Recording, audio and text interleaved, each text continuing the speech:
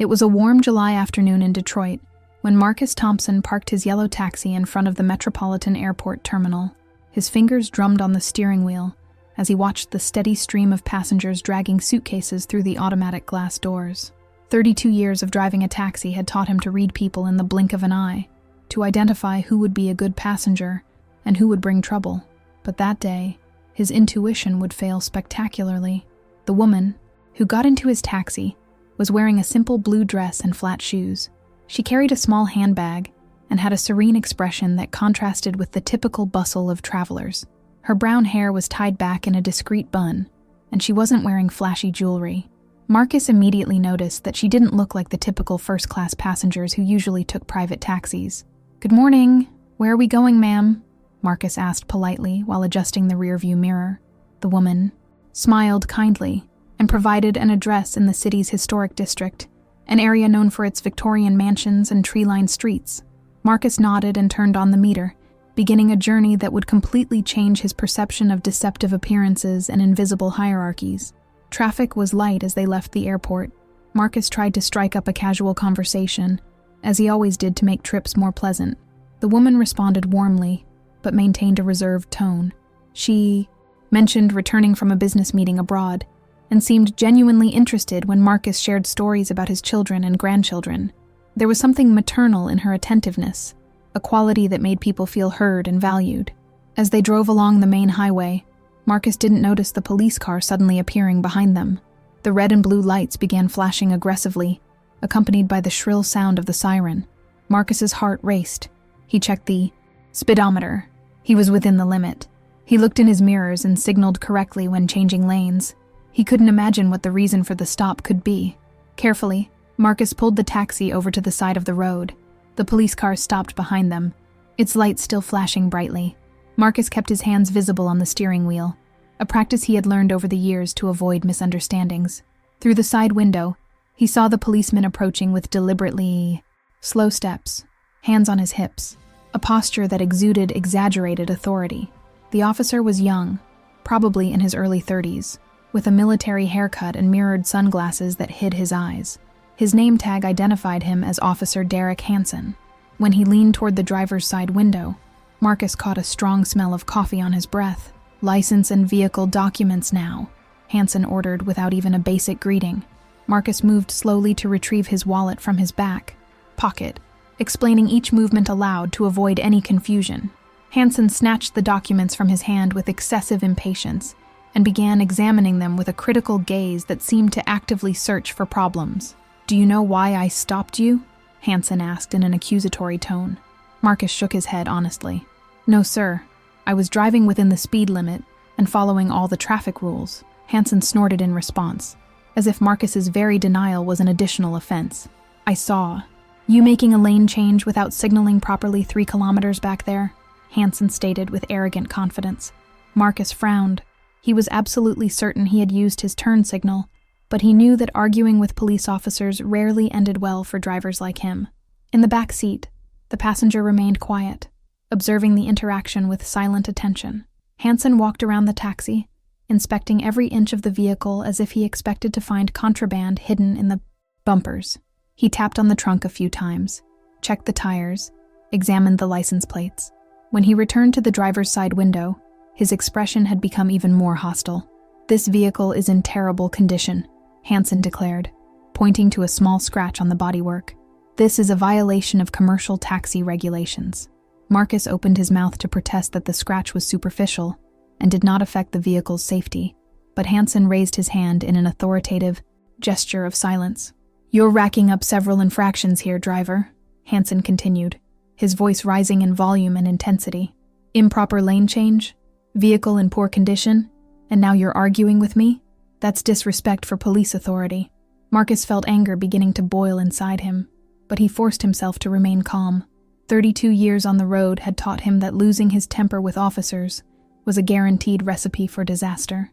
"Officer Hansen, with all due respect, I checked my mirrors and signaled properly," Marcus said in a controlled voice, choosing each word carefully. "The scratch on the bodywork is cosmetic and does not affect safety. My taxi passed all the necessary inspections last week.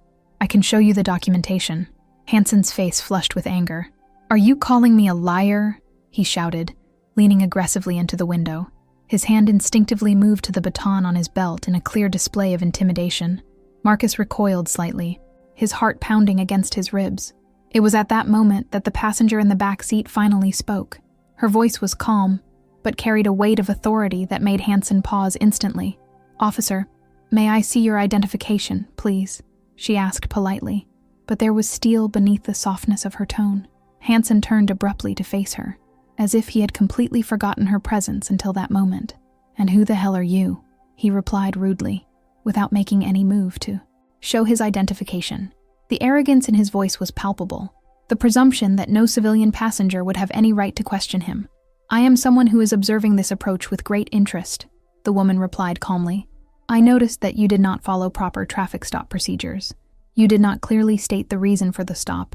You did not properly request documents, and you are demonstrating aggressive behavior without apparent justification. I would like to see your badge number and full name." Hansen blinked several times, clearly unaccustomed to being confronted by civilians.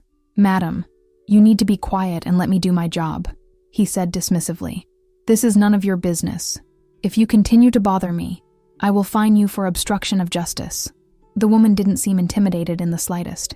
In fact, she calmly opened her purse and took out a leather wallet. Hansen watched with growing curiosity, perhaps expecting her to take out money to try and bribe him, which would give her another excuse to exert her authority. Instead, she opened the wallet and held something out so he could see clearly. The transformation in Hansen's face was instantaneous and dramatic. The arrogance evaporated like water on a hot plate, replaced by absolute shock and then pure terror. His cheeks lost all color, and his eyes widened behind his sunglasses. His hand trembled visibly as he slowly removed his glasses, as if he needed to see with perfect clarity what was being shown to him. "General Patterson, madam," Hansen stammered, his voice rising an octave. "I didn't know, I didn't recognize, His words stumbled over each other as he struggled to regain some composure. Arrogance had been completely replaced by desperate panic. Marcus glanced in the rearview mirror, confused by the radical change in the police officer's behavior. The woman in the back seat, whom he had assumed to be just an ordinary traveler, was in fact a general in the SAO, United States Army. His mind raced as he reprocessed the entire trip in this new light, now understanding her upright posture, her attentive observation, the natural authority she effortlessly exuded. General Patterson calmly put away his identification and adjusted himself in his seat. "Officer Hansen, I'll ask again, what was the legitimate reason for this parade?" His voice hadn't changed tone, still calm and measured, but now Hansen heard the military command behind every word. I saw a possible traffic violation, ma'am," Hansen replied weakly. His previous confidence completely evaporated. He was visibly sweating now, despite the cool afternoon breeze. "But now that I've reviewed the situation more carefully, I may have made an error in judgment." "An error in judgment," General Patterson repeated slowly, letting the words hang in the air like an accusation. "Officer Hansen, I have been in this vehicle for 20 minutes. During that time, I have observed Mr. Thompson here, driving in an exemplary manner.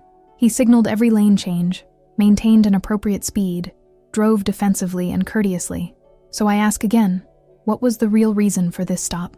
Hansen opened and closed his mouth several times like a fish out of water. Marcus could see the internal conflict raging behind the young officer's eyes, the silent debate about how much of the truth to reveal. The truth, Marcus suspected with a bitter pang in his stomach, had less to do with traffic violations, and more to do with racial profiling and abuse of power. General Patterson didn't wait for a response. She continued with surgical precision, dissecting every aspect of the approach. "You did not properly state the reason for the stop as required by protocol. You did not treat the driver with the basic respect every citizen deserves. You demonstrated aggressive and intimidating behavior without cause, and when questioned, you responded with hostility and threats. Are you aware that each of these actions violates departmental guidelines for police conduct?" Hansen was as pale as a ghost now. "Yes, ma'am," he whispered. "There's no excuse for my behavior. I sincerely apologize to Mr. Thompson and Mrs. Thompson." His words sounded automatic, rehearsed from previous training on how to respond when caught in misconduct. Marcus felt a complex mix of emotions. There was satisfaction in seeing the arrogant officer held accountable, but also a deep sadness that this was only happening because a high-ranking officer was present. How many other times had Hansen approached drivers in this way without consequences? How many other taxi drivers, delivery drivers, ordinary workers had suffered this same humiliation without anyone to defend them? General Patterson seemed to read her thoughts. "Mr. Thompson, would you like to file a formal complaint against this officer?" she asked. "I would be happy to provide my statement as a witness and ensure that this incident is properly investigated." "You have every right to demand accountability." Marcus hesitated. Part of him wanted to say yes immediately, wanted to ensure that Hansen faced real consequences, but another part was tired, so deeply tired of fighting these battles repeatedly. He thought of his wife, his children, the countless times he had advised them to lower their heads and avoid conflict with authority, because the alternatives were too dangerous. "I would appreciate that, ma'am," Marcus finally replied, surprising himself, with the firmness in his voice. "This shouldn't happen to anyone. If my testimony can help prevent him from doing this to others, then it's worth the effort." General Patterson nodded approvingly. "A courageous decision, Mr. Thompson. I will personally ensure this case receives the appropriate attention." She turned to Hansen, who looked like he wanted the ground to swallow him up. "Officer Hansen, I will need your full name, badge number, and the name of your immediate superior." Hansen delivered the information in a trembling voice, each word an admission of defeat. General Patterson meticulously noted everything down on his phone. Marcus watched, fascinated, as she transformed what should have been a humiliating experience for him into a powerful lesson about abuse of authority and its consequences. "One last thing, Officer Hansen," General Patterson said, as Hansen prepared to retreat. "You serve the community. Every person you encounter in the performance of your duties deserves to be treated with dignity and respect, regardless of race, profession, or social status. The insignia you wear represents ideals higher than your personal ego. If you cannot uphold those standards, you need to seriously consider whether you are in the right profession." Hansen nodded miserably. "Yes, ma'am. I understand, ma'am." He handed Marcus's documents with trembling hands, barely daring to make eye contact. "I apologize again, Mr. Thompson. There will be no fine or warning. You are free to go." Marcus picked up his documents and slowly put them away, still processing everything that had happened. Hansen returned to his police car with heavy steps, his posture completely different from the confident arrogance with which he had approached minutes before. The red and blue lights finally went out as he drove away, disappearing into the traffic as if he had never been there. There was a heavy silence in the taxi for a few moments. Marcus took several deep breaths, feeling the adrenaline gradually leave his system. His hands still trembled slightly when he placed them back on the steering wheel. He glanced in the rearview mirror at the woman who had completely changed the situation. "Thank you, ma'am," Marcus said with deep sincerity. "I don't know what would have happened if you hadn't been here. I probably would have ended up with several unfair fines, or worse." His voice broke slightly on the last word, the weight of all the possible consequences hitting him at once. General Patterson met his reflection in the mirror with a compassionate expression. "No need to thank me, Mr. Thompson. You did nothing wrong. It shouldn't take a high-ranking military officer being present for citizens to be treated with basic respect by law enforcement. This is a systemic problem that needs to be addressed at all levels." Marcus nodded slowly, appreciating the words, but also understanding the practical reality. For every General Patterson who witnessed abuse of power, there were thousands of incidents that went unnoticed, undocumented, without consequences. But at least this time, there was accountability. This time, arrogance met its limit. They continued the journey in relative silence, each lost in their own thoughts. Marcus drove with extra care now, hyper-aware of every movement. General Patterson gazed out the window, watching the city go by, his expression thoughtful. Marcus wondered what was going through his mind, what experiences he had witnessed in his long military career that had prepared him to respond with such calm and authority. When they finally arrived at the address in the historic district, Marcus parked in front of an elegant Victorian house, painted light blue with white accents. Meticulously manicured gardens flanked the entrance, with yellow roses blooming abundantly. It was the kind of house that suggested both history and stability, a home built over generations. Marcus quickly went out to help with the luggage, but General Patterson had already taken her small suitcase.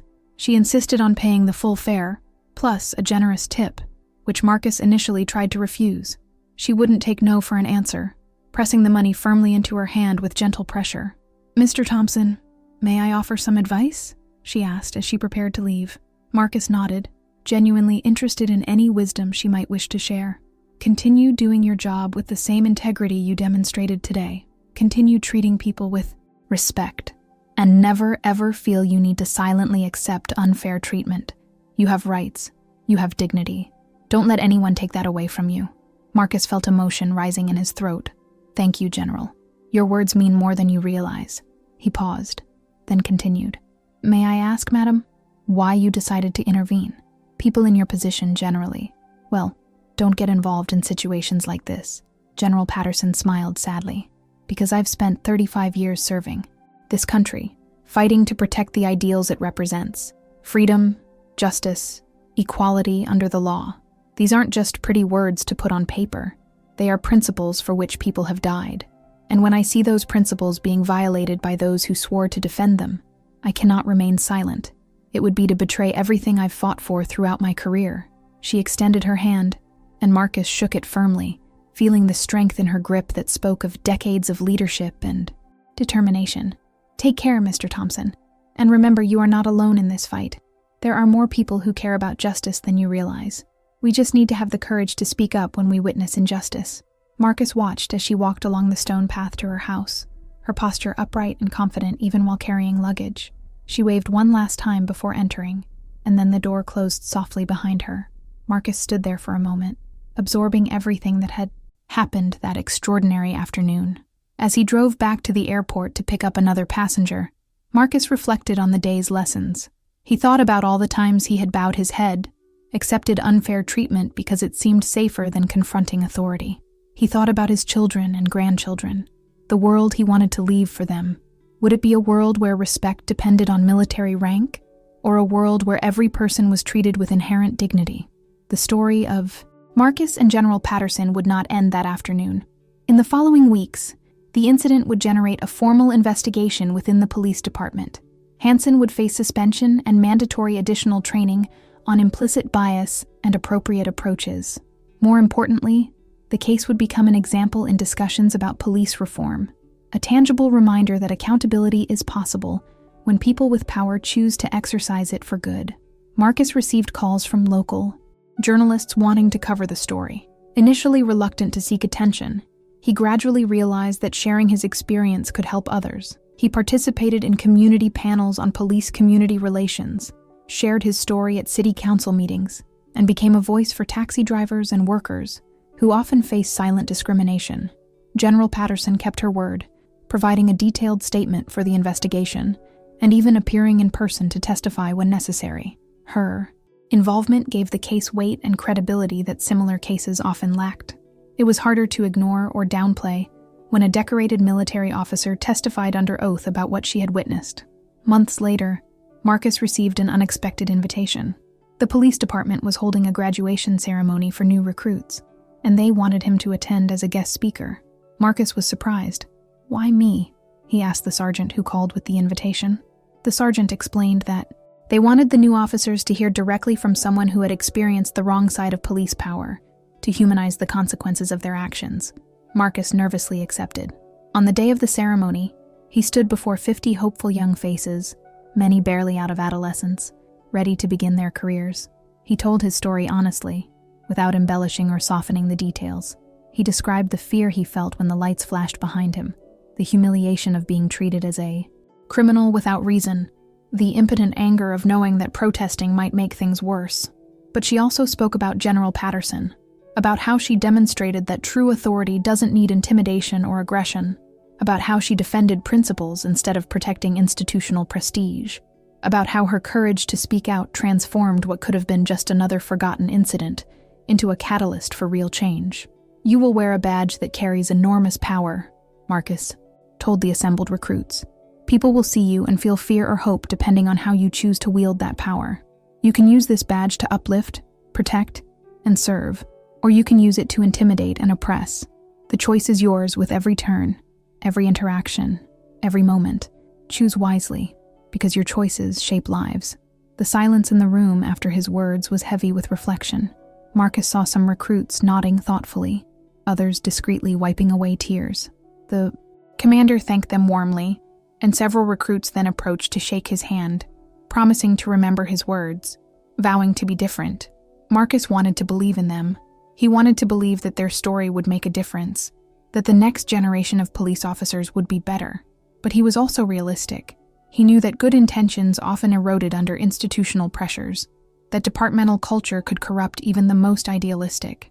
Still, there was hope in the fact that they were trying, that they recognized there was a problem that needed to be addressed. Back at his daily work, Marcus noticed small changes.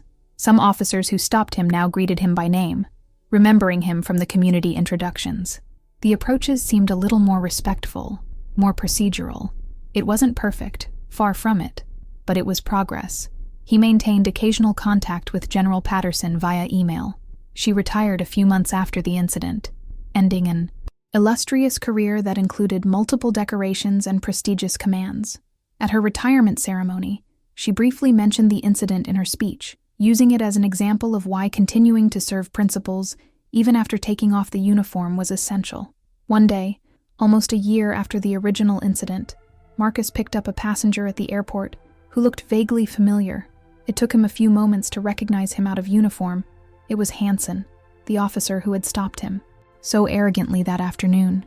Hansen clearly recognized him too, his face visibly paling. "Mr. Thompson," Hansen said hesitantly, as Marcus confirmed the destination address. "I know this probably sounds hollow, but I need to say that I am very deeply sorry for what I did. There is no excuse. It was wrong, cruel, and abusive.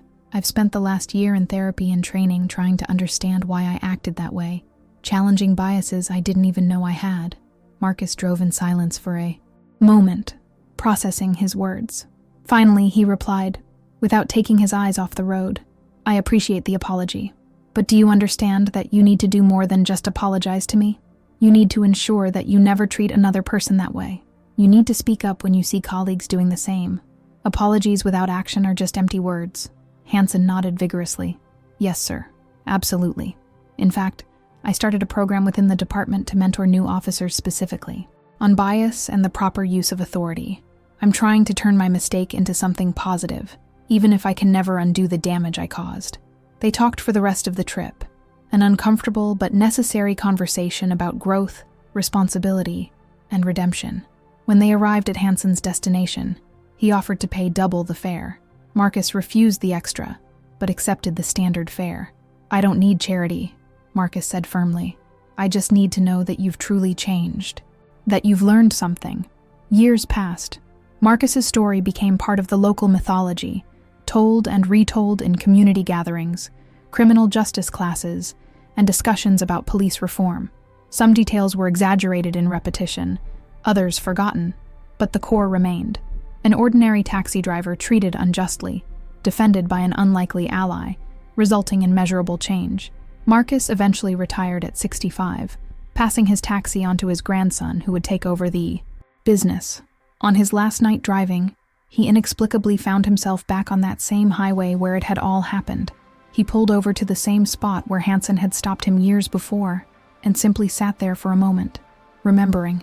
She thought about how a single moment can alter trajectories.